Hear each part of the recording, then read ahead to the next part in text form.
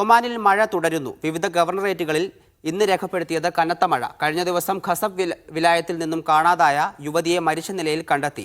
ഇതോടെ മഴക്കെടുതിയിൽ ആകെ മരിച്ചവരുടെ എണ്ണം 7ആയി. മഴ തുടരുന്ന സാഹചര്യത്തിൽ പൊതുജനങ്ങൾ ജാഗ്രത പാലിക്കണമെന്നും ഔദ്യോഗിക അപ്ഡേറ്റുകൾ പിന്തുടരണമെന്നും റോയൽ ഒമാൻ പോലീസ് അറിയിച്ചു. ഒമാനിലുടനീളം കനത്ത മഴയാണ് ഇന്നും രേഖപ്പെടുത്തിയത്. ഖസബ് വിലായത്തിൽ മഴക്കെടുതി രൂക്ഷമായിരുന്നു. വാഹനങ്ങൾ ഒലിച്ചുപോയി. വീടുകളിൽ വെള്ളം കയറിയതിനെ തുടർന്ന് ഒറ്റപ്പെട്ടവരെ സുരക്ഷിതമായി ഒഴിപ്പിച്ചു.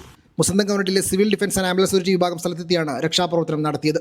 ലിവയിലുണ്ടായ വെള്ളപ്പൊക്കത്തിൽ തകർന്ന വീടുകളിൽ കുടുങ്ങി 36 പേരെ രക്ഷിച്ചതായി സൗത്ത് ബാത്തിന CDDA അറിയിക്കുന്നുണ്ട്. ഇസ്കിയിൽ ആലിപ്പഴ വർഷമുണ്ടായി. നിരവധി വാഹനങ്ങൾക്ക് കേടുപാടുകൾ സംഭവിച്ചു. റുസ്താക്കിലും കനത്ത മഴ പെയ്തിരുന്നു. ബാനി ഗാഫിർ, ബാനിഖാനി തുടങ്ങി നിരവധി വാദികളും നിറഞ്ഞൊഴുകി. വാദികൾ പലതും നിറഞ്ഞ റോഡുകളിലേക്ക് പരന്നൊഴുകുന്നത് ഗതാഗത തടസ്സം ഉണ്ടാക്കുന്നുണ്ട്. മസ്കത്തിലും മഴയെത്തി. മദ്രാസുവിനുള്ളിലേക്ക് വെള്ളം ഒഴുകിയെത്തി. Amerat Bausher പർവ്വതപാത അടച്ചിട്ടുണ്ടെന്ന് royal Oman police അറിയിക്കുന്നുണ്ട്. അതേസമയം കഴിഞ്ഞ ദിവസം ഖസബിൽ നിന്ന് ഒഴുക്കിൽപ്പെട്ട് കാണാതായ യുവതിയുടെ മൃതദേഹം ഇന്ന് കണ്ടെടുത്തു.